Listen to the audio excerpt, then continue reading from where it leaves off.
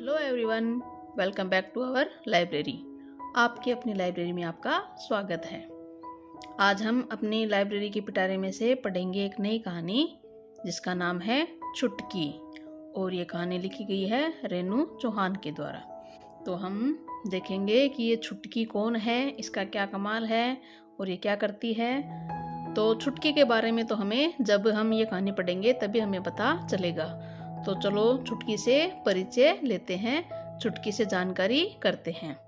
तो चलो शुरू करते हैं नई मजेदार कहानी छुटकी। अभी तक आपने मेरे चैनल को सब्सक्राइब नहीं किया है तो तुरंत ही सब्सक्राइब कर लीजिए, और अगर कहानी पसंद आए तो लाइक कीजिए और शेयर कीजिए। मेरे चैनल पर आपको अनेक ऐसी मजेदार कहानियाँ देखने को, सुनने को और पढ़ने को मिलेगी। तो चलो तुरंत ही पढ़ते हैं नई कहानी छुटकी। छुटकी घर से घूमने के लिए निकली। घूमते घूमते जा पहुंची जीतू नाई की दुकान पर। जीतू ने कहा, आओ आओ छुटकी, कैसी हो।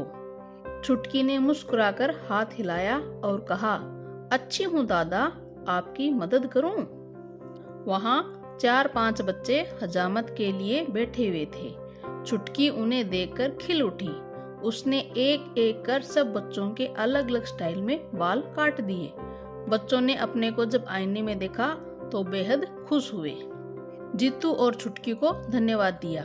छुटकी को बाल काटने में मजा आने लगा।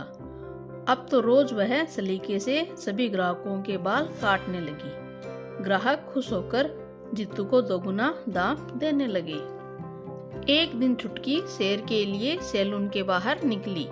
लौटकर जब आई तो देखा कि ग्राहकों की भीड़ लगी है। सभी छुटकी से बाल कटाना चाहते हैं। जीतू असमंजस में था कि करे तो क्या करे, पता नहीं छुटकी कहाँ चली गई। तभी सामने से छुटकी आ धमकी। छुटकी को देखते ही जीतू उस पर बरस पड़ा।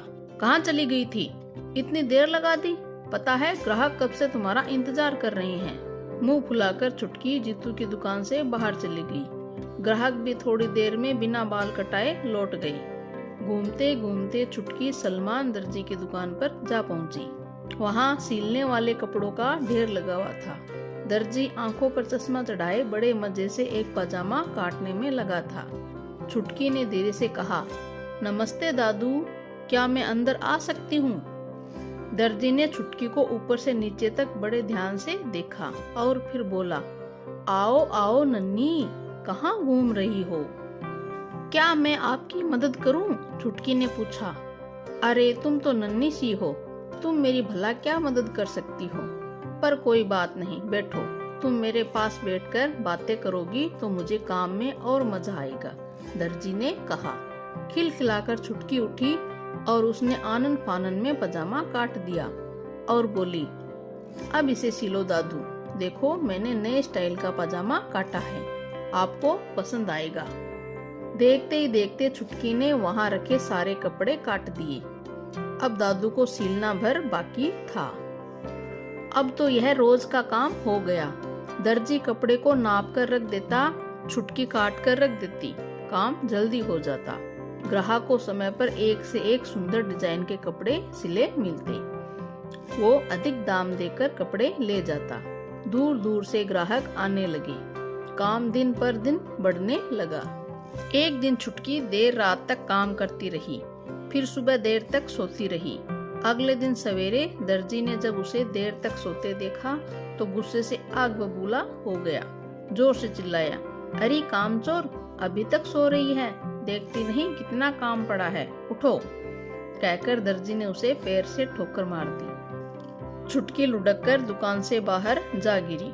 वहां से उठी और चुपचाप बाहर चली गई, मानो कुछ हुआ ही न हो। चलते चलते छुटकी एक बाग में पहुंची। वहां एक माली पसीने से लथपथ बाग की बाड़ को संवारने में लगा था, पर ठीक से बाड़ को संवार ही नहीं पा रहा था। बाड़ कहीं से छोटी हो जाती तो कहीं से बड़ी, एक सार नजर ही नहीं आ रही थी। छुटकी ने देखा तो मुस्कुराकर माली के पास जा पहुंची। उसने शैतानी से माली को पीछे से छुआ। पीठ से तेज चीज के चुभने से माली उछलकर पलटा। छुटकी खिलखिलाकर हंस पड़ी। माली भी हंस पड़ा। माली ने प्यार से पूछा, ए नटखटी, कहाँ से घूमती हुई चली आ रही है। इधर धूप में मत खड़ी हो, जाओ उधर उस पेड़ की घनी छाया में आराम करो। छुटकी हंसते हुए बोली, चाचू आराम तो आप कीजिए, ये बाड़ मैं संवार देती हूँ। अपने हाथ में पकड़ी बड़ी सी कैंची को नचाते हुए माली बोला, देख रही हो इस दैत्याकार कैंची को, जब यह ही नहीं संवार पा रही इस बाड़ को तो तुम नन्ही नटखटी भला क्या कर पाओगी।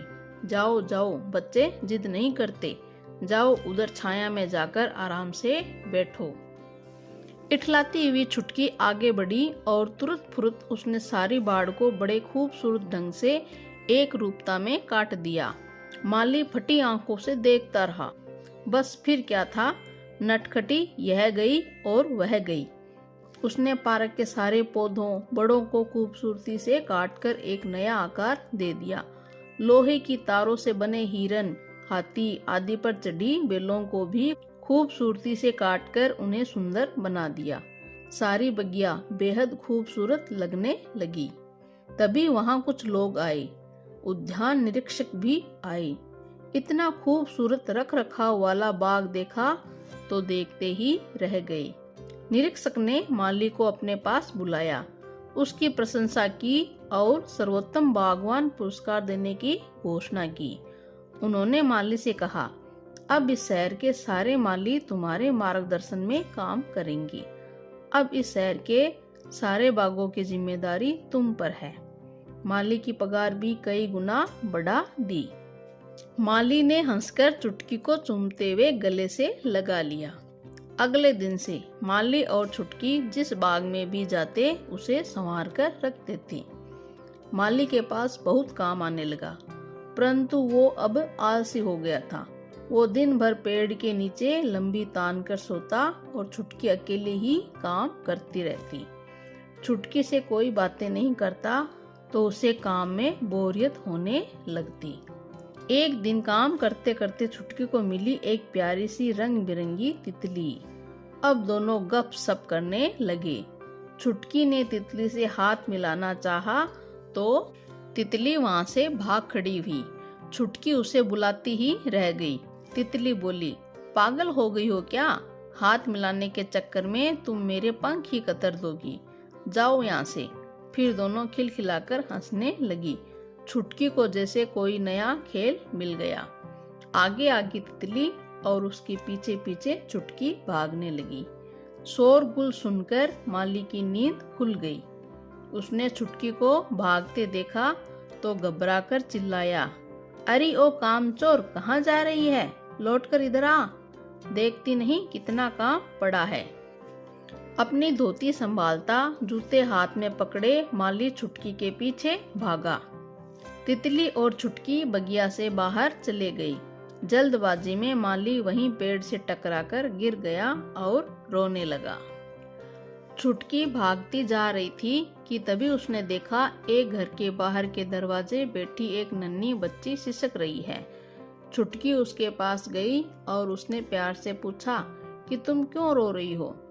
नेहा ने अपने आंसू पोंछते हुए कहा, मेरी माँ अभी काम से लौटकर नहीं आई। कल शिक्षक दिवस है, मुझे अपनी अध्यापिका के लिए सुंदर सा कार्ड बनाना है। माँ मदद नहीं कराएगी तो कैसे बनाऊंगी? बस इतनी सी बात, पहले मुस्कुराओ, फिर मैं तुम्हारी मदद करूंगी, छुटकी ने कहा। छुटकी की बात सुनकर नेहा को हंसी आ गई। वह बोली, भला तुम मेरी क्या मदद कर सकती हो? मुझे तो सुंदर डिजाइनदार फूल पत्तियां काटनी है कार्ड पर चिपकाने के लिए। चलो अंदर चलो, हम दोनों मिलकर यह काम करेंगे, छुटकी ने कहा। नेहा छुटकी को लेकर अंदर गई, जहां उसने पहले से ही रंग बिरंगे कागज, गोंद, रंग आदि लाकर रखे थे। देखते देखते छुटकी ने सुंदर सुंदर फूल पत्तियां काट दी। नेहा ने उन्हें सलीके से गोंद से चिपकाते हुए एक सुंदर सा कार्ड बना दिया। खूबसूरत कार्ड देखकर नेहा खुशी से नाच उठी। उछलते हुए उसने कहा, अरे वाह, तुमने तो कमाल कर दिया। तुम तो मेरी सबसे प्यारी दोस्त हो। क्या मैं तुम्हारा नाम सखी रख सकती हूँ?